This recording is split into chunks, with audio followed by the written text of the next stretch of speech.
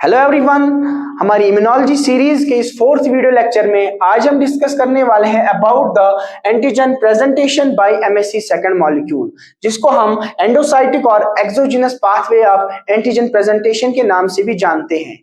In our previous video lecture, जिसका link description में दिया हुआ है, हमने डिस्कस किया कैसे हमारा MSC first molecule viral peptides को प्रेजेंट करता है towards the cytotoxic T cell, जिसमें हमने 3 स्टेप्स को देखा था।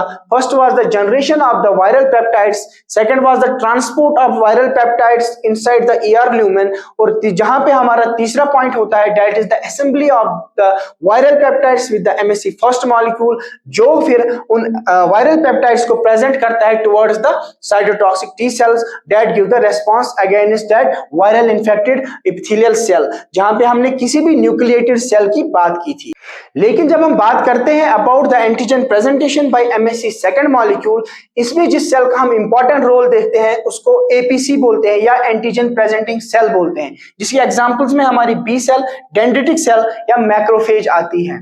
और जिस एंटीजन की यहाँ पे बात होगी that is for example our bacteria, जिसने अभी हमारी बॉडी में एंट्री की। जब वो हमारी बॉडी में एंट्री करेगा, ये एपीसीज उसको रिकॉग्नाइज करते हैं, और आफ्टर द रिकॉग्निशन ये क्या करते हैं, उसको एनगल्फ करते हैं। एनगल्फ करने के बाद उसको एक एंडोसोम में फ्यूज किया जाता है, और जहां से हमारी कहानी शुरू होती है। इस एंडोसोम में फ्यूज होने के बाद हमारा first step of this pathway start होता है, that is the peptide generation, क्योंकि ये एंडोसोम फिर हमारे लाइसोसोम के साथ फ्यूज होता है, जहां पे इस बैक्टीरिया की लाइसिस होती है और पेप्टाइड्स जनरेट होते हैं। सेकंड इंपॉर्टेंट पॉइंट यहाँ पे ये है that is the transport of major MSC second to this endosome. In case of MSC first हम क्या देख रहे थे, वायरल पेप्टाइड्स को ही ट्रांसफर किया जाता था टुवर्ड्स द एमएससी फर्स्ट, लेकिन इस केस में हमारे एमएससी सेकंड को ही ट्रांसफर किया जाता है टुवर्ड्स द एंडोसोम। और थर्ड स्टेप हम यहाँ पे डिस्कस करेंगे that is the assembly of these antigenic peptides with this MSc second molecule. तो इस होल स्टोरी को अगर हम फ्लो चार्ट में लिखेंगे तो पहला पॉइंट हमारा ये आता है, we have some extra cellular antigen. Extra cellular antigen की अगर यहां पे हम बात करेंगे, for example we have in this case bacteria. इस बैक्टीरिया की जब हमारी बॉडी में एंट्री हुई, एंट्री होने के बाद this is recognized by our APCs and this is now phagocytosis. और जब ये फैगोसाइटोसिस इसकी होगी तो ये कहां पे प्रेजेंट होगा, so we can say this antigen is present in the endosome. अब ये एक एंडोसोम में पैक्ड है, और after packing inside this endosome, ये एंडोसोम खुद फ्यूज हो जाएगा हमारे लाइसोसोम के साथ, and there will be the formation of endolysosomal complex.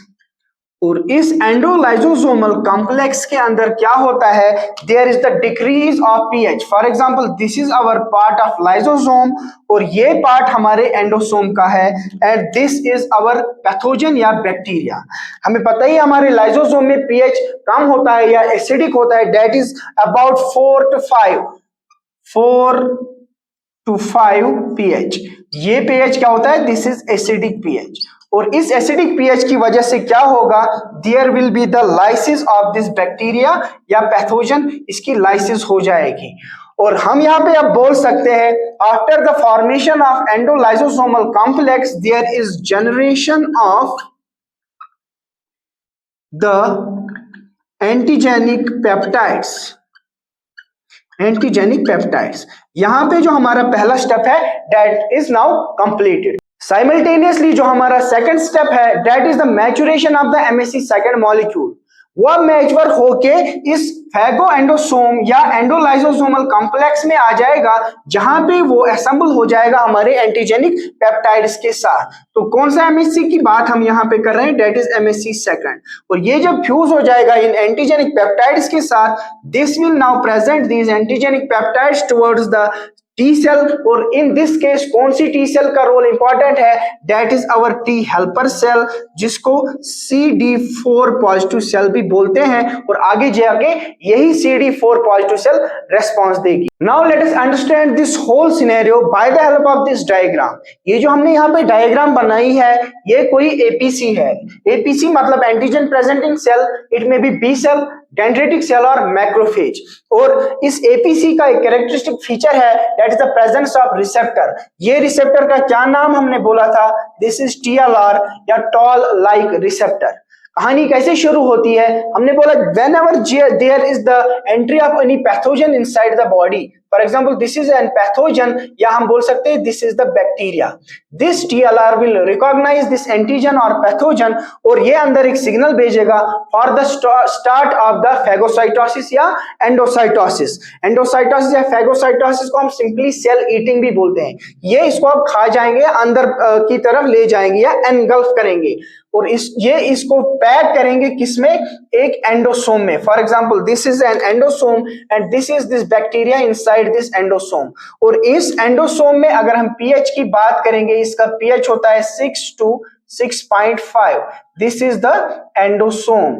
और आगे जाके यही एंडोसोम हमारे सुसाइडल बैग या लाइसोसोम के साथ फ्यूज होके क्या बनाएगा? This will lead to the formation of endolysosomal complex, या हम सिंपली बोल सकते हैं this will lead to the formation of endolysosome. For example this is the part of endosome, और इसके साथ अब फ्यूज हो गया, ये है पार्ट ऑफ द लाइसोसोम। इस लाइसोसोम का कैरेक्टरिस्टिक फीचर है, इसका जो pH होता है दैट इज एसिडिक। कितना होगा? 4 to 4.5। साथ ही में इसमें डिफरेंट एंजाइम्स भी प्रेजेंट होते हैं, like we have glycosidases, we have the peptidases, we have the lipases extra. और उन पेप्टिडेसिस या प्रोटीएजेस जो प्रोटीन्स को डाइजेस्ट करते हैं या पेप्टाइड बॉन्ड को क्लीव करते हैं, उनकी वजह से जो हमारा ये पैथोजन था इसकी लाइसिस हो जाएगी, और यहाँ पे क्या बन जाएंगे? यहाँ पे हमारे पास एंटीजेनिक पेप्टाइड्स का फॉर्मेशन हो जाएगा। These are the antigenic peptides. अगर हमें लास्ट लेक्चर याद होगा, उसमें हमने बोला था only 13 to 18 amino acid long sequence can bind to the MHC molecule. तो यहाँ पे जो ये हमारे पेप्टाइड्स जनरेट होंगे, ये हमारे 13 to 18 amino acid long peptides होंगे। दूसरे साइड से साइमल्टेनियसली क्या होगा? This is the nucleus of this APC। इसमें क्रोमोसोम नंबर 6 पे हमारे MHC सेकंड के जीन्स होंगे। वो MHC सेकंड के जीन्स एक्सप्रेस होके हमारा ट्रांसक्रिप्शन और ट्रांसलेशन कराएंगे किसका? MHC सेकंड मॉलिक्यूल का, जिसमें हमें पता ही है we have 2 chains, one is the alpha chain, another one is the beta chain. लेकिन ये दोनों को स्टेबलाइज करने के लिए we have an another protein that is called as the invariant chain. यहां पे इनके साथ लगा होगा और एक chain that is the invariant chain. यहां पे अगर हम इनवेरिएंट चेन की बात करेंगे, इनवेरिएंट चेन की 3 इंपॉर्टेंट प्रॉपर्टीज है। First is the proper folding of MHC second. पहला जो काम ये इनवेरिएंट चेन का होगा that is the proper folding of this MHC second. Second will be the it will prevent the binding of cell peptide to MHC second, so we can say it will block cell peptide binding। cell peptide binding को ये block करता है। and third important function of this invariant chain is this is the invariant chain, and third important function is that it will help in transport of MHC second via Golgi body।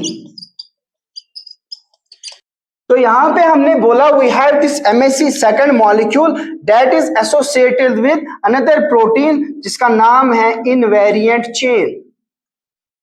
और ये कहां पे है अभी? these are inside the ER या rough endoplasmic reticulum. और इस invariant chain का क्या काम है? पहला काम इसका ये है that it is involved in the proper folding of MHC second। वो प्रॉपर फोल्डिंग कहां पे ये कराएगा? that will happen inside this Golgi body। इसकी ये प्रॉपर फोल्डिंग कराएगा inside this Golgi body। और second important function is the block of cell peptide binding. ये किसी भी सेल पेप्टाइड को इस MHC सेकंड के साथ बाइंड नहीं होने देगा।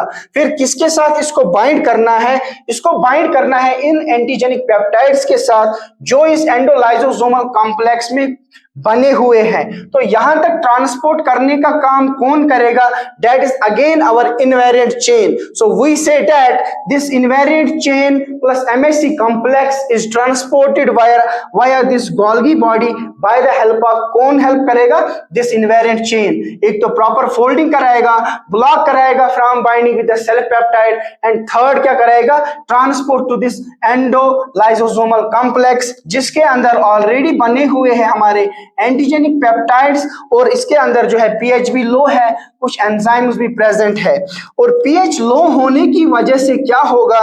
जो ये हमारा इनवेरिएंट चेन है, दिस विल बी डाइजेस्टेड, ये धीरे धीरे डाइजेस्ट होगा and this will be absorbed, या ये खत्म हो जाएगी। लेकिन स्टिल एक part of this invariant chain will remain associated with this MSc second, या जो इसकी पेप्टाइड बाइंडिंग साइट है वहां पे स्टिल इस इनवेरिएंट चेन का एक छोटा सा पार्ट लगा रहेगा, जिसका नाम है that is called as clip, CLIP clip. इस क्लिप को रिमूव करना होगा so that these antigenic peptides can bind with the MSC second. तो इसको रिमूव करने के लिए we have an molecular chaperone, या जिसको हम नॉन क्लासिकल एमएससी के नाम से भी जानते हैं, और उसका नाम है दैट इज आवर HLADM। उसका नाम है HLADM। This HLADM is an molecular chaperone, या हम बोल सकते हैं नॉन क्लासिकल MHC। ये क्या करेगा? This will remove this clip from the MHC second, ये इस क्लिप को रिमूव कराएगा इस MHC सेकंड से, so that the peptide binding site gets exposed. जो इस MHC सेकंड की पेप्टाइड बाइंडिंग साइट है वो अब एक्सपोज हो जाएगी, जिसकी वजह से क्या होगा? ये जो हमारे एंटीजेनिक पेप्टाइड्स है ये इसके साथ बाइंड हो जाएंगे। After this antigenic peptide is bound to this, किसके साथ? MHC सेकंड, ये एक वेसिकल में फ्यूज हो जाएगा। After fusing this will be transported towards the membrane, और ये finally this will be expressed at the membrane of this APC, ये इस APC के मेम्ब्रेन पे एक्सप्रेस हो जाएगा। So this is our antigenic peptide, and this antigenic peptide is now presented by our MHC second। जब ये present होगा, किसकी तरफ ये प्रेजेंट करेगा इसको? Towards the CD4 positive cells और T हेल्पर सेल्स, जिन पे CD4 रिसेप्टर्स लगे होते हैं, जो इस MHC सेकंड को रिकॉग्नाइज करेगा, and that T helper cells और CD4 positive cells will give the response, और जिनको हम बोलते हैं T हेल्पर सेल्स, ये फिर रेस्पॉन्स देंगे अगेंस्ट दिस इन्फेक्टेड सेल। तो this is how our MHC second presents its antigen. In the nutshell अगर हम पूरी बात को समराइज करेंगे, we have the antigen presenting cells in our body, जिनके पास टॉल लाइक रिसेप्टर्स होते हैं जो किसी भी फॉरेन पैथोजन को रिकॉग्नाइज करते हैं। सो जब इस पैथोजन को ये रिकॉग्नाइज करेंगे, इसकी ये फेगोसाइटोसिस या एंडोसाइटोसिस कराएंगे, तो ये एक वेसिकल या एंडोसोम में फ्यूज होंगे। वो एंडोसोम लेटर ऑन फ्यूज होगा हमारे लाइसोसोम के साथ, जहां पे पीएच कम होता है, और एंजाइम्स या प्रोटीएजेस की प्रेजेंस में इस बैक्टीरिया इस पैथोजन की लाइसिस होगी, and there will be generation of the antigenic peptide. और सेकंड जो यहाँ पे होगा हमारे जीनोम में या इस न्यूक्लियस में, जो क्रोमोसोम नंबर 6 होगा, उस पे हमारे MHC सेकंड के जो जीन्स होंगे वो एक्सप्रेस होंगे, और MHC सेकंड का फॉर्मेशन होगा। लेकिन जो यहाँ पे MHC सेकंड बनेगा वो प्रॉपरली फोल्ड या मैच्योर नहीं होगा। उसको मैच्योर या प्रॉपरली फोल्ड कराने के लिए एक प्रोटीन उसके साथ एसोसिएटेड रहता है, जिसका नाम हमने बोला इज इनवेरिएंट चेन। ये इनवेरिएंट चेन इसको गोल्गी बॉडी में लेके प्रॉपरली फोल्डिंग कराएगा, अच्छे से मैच्योर कराएगा, साथ ही ये ब्लॉक करेगा इसको MHC सेकंड की पेप्टाइड बाइंडिंग साइट को, कि वो किसी सेल पेप्टाइड के साथ बाइंड ना करे। और जब ये सारा हो जाएगा, then this will transport this MHC second via this Golgi body towards this endolysosome. और इस एंडोलाइसोसोम में, जिसमें ऑलरेडी ये एंटीजेनिक पेप्टाइड्स प्रेजेंट है, इसमें पीएच भी कम है, उस पीएच में कम होने की वजह से जो हमारी ये इनवेरिएंट चेन है ये डाइजेस्ट हो जाएगी, लेकिन एक छोटा सा पार्ट इसके साथ लगा रहता है, दैट इज आवर क्लिप। इस क्लिप को रिमूव करने के लिए we have a chaperone protein here, या जिसको हम नॉन क्लासिकल MHC भी बोल सकते हैं, जिसका नाम हमने बोला is HLA-DM. This HLA-DM is responsible for the removing of this clip from MHC second, और जो इसकी पेप्टाइड बाइंडिंग साइट है वो एक्सपोज हो जाएगी. जब इसकी पेप्टाइड बाइंडिंग साइट एक्सपोज हो जाएगी तभी ये एंटीजेनिक पेप्टाइड्स के साथ बाइंड कर पाएंगे. जब अब ये peptide binding site of MHC के साथ ये एंटीजेनिक पेप्टाइड्स बाइंड हो जाएंगे, then this MHC second will be transported towards the membrane of this APC, जहां पे इस एंटीजेनिक पेप्टाइड को एक्सप्रेस करेगा या प्रेजेंट करेगा towards the CD4 positive or T helper cell. This T helper cell will give the response. So this is all about the presentation of antigenic peptides by our MHC second molecule. I hope you got all the points. Thank you very much.